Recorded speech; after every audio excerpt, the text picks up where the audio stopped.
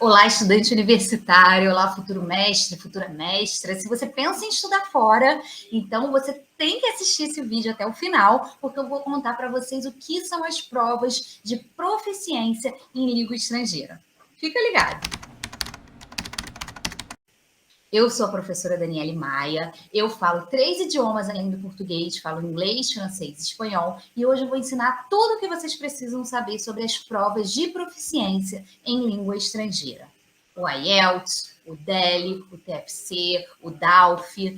Essas provas são provas nas quais você vai testar e demonstrar a sua capacidade nas habilidades de falar o idioma, de ouvir o idioma, de ler e interpretar um texto no idioma específico e de escrever nesse idioma. Essas provas normalmente têm uma nota baseada na média desses 4 conhecimentos, mas elas também têm notas por conhecimento. Então, você vai ter lá a nota que você tirou na sua habilidade de falar, na sua habilidade de ouvir, na sua habilidade de escrever e na sua habilidade de ler. Mas também vai ter uma nota média dessas capacidades. Algumas dessas provas, por exemplo, a prova de Cambridge, que é uma prova de inglês, ela tem uma prova que é mais simples e tem uma prova que é mais avançada. A característica da prova de Cambridge é que ela não tem data de validade.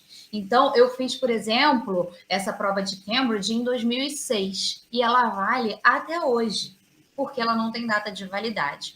O IELTS, que é uma prova de inglês, ela tem uma data de validade de 2 anos.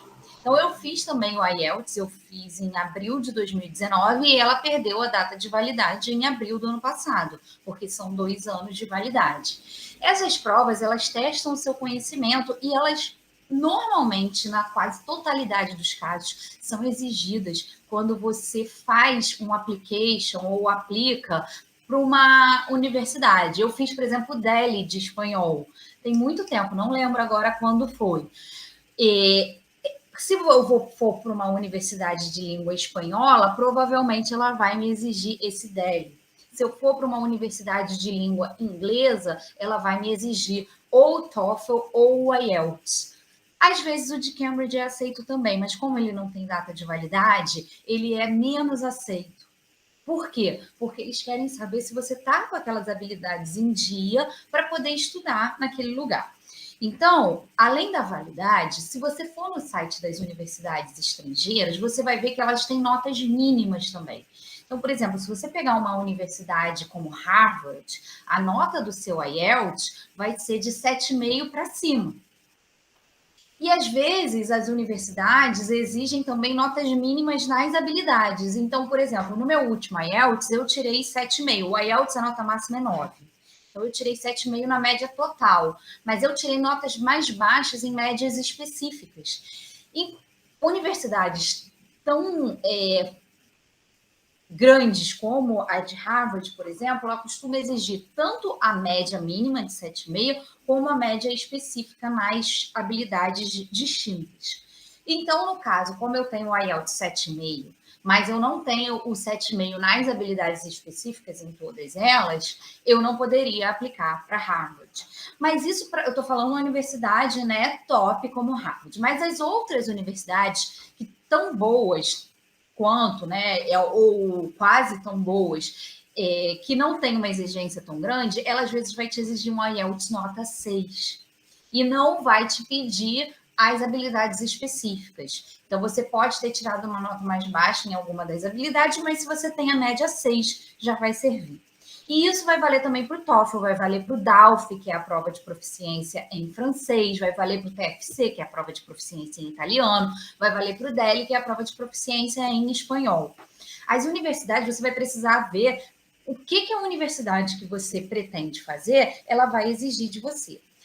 Ah, mas eu estou aplicando, professora, para uma prova, para uma bolsa nacional. Eu estou aplicando para uma bolsa da FAPERJ, uma bolsa da CAPES. Como é que eu tenho que fazer? Aí você vai ver a exigência dessa instituição de fomento ao ensino. Você vai ver o edital da CAPES, você vai ver o edital da FAPERJ e vai ver que nota que ele está te exigindo para essas provas específicas. Então, o doutorado sanduíche, por exemplo, ele normalmente exige de você uma dessas provas que eu falei, e no IELTS, que é o que eu me lembro de cabeça, ele exige uma nota 6. É uma nota mediana, não é uma nota alta, como um 7,5, considerando que a nota máxima do IELTS é 9, mas também não é uma nota tão baixa como um 5. Então, você vai ter que ver no fomento. Ah, mas eu estou aplicando para uma bolsa internacional, para uma bolsa de estudos internacional. Então, você vai ter que ver aquela unidade de fomento, o que ela exige.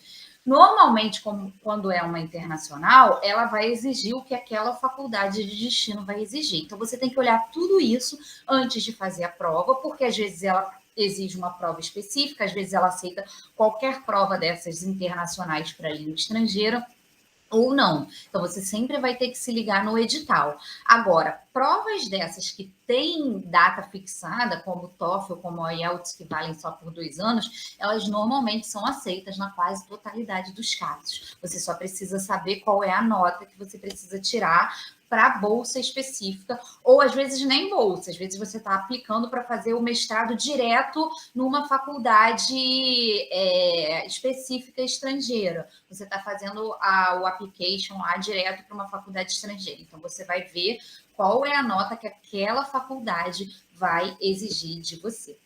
Tá bom, gente? Então, era isso. Espero que eu tenha conseguido esclarecer para vocês para que servem essas provas de idioma e como você tem que agir para elas. Se você está pensando em entrar no mestrado, eu te convido para baixar aqui o meu e-book gratuito sobre como fazer um projeto de pesquisa. Ele serve para o doutorado, ele serve para os projetos de pesquisa nas faculdades estrangeiras. E eu também tenho um curso sobre escrita acadêmica, que vai te ensinar a escrever, a fazer artigos, para você preparar o seu currículo para fazer esse processo seletivo, tá? Então, vai te ajudar se você, por exemplo, está terminando a sua universidade agora e você pretende entrar direto no mestrado. Então, esse curso de escrita acadêmica pode te ajudar. Tá bom? E qualquer dúvida, só deixar aí nos comentários, curtir, comentar, fazer aquilo tudo que vocês sabem que é importante fazer aqui no meu YouTube. Tá bom? Um grande beijo e até o vídeo da semana que vem. Tchau!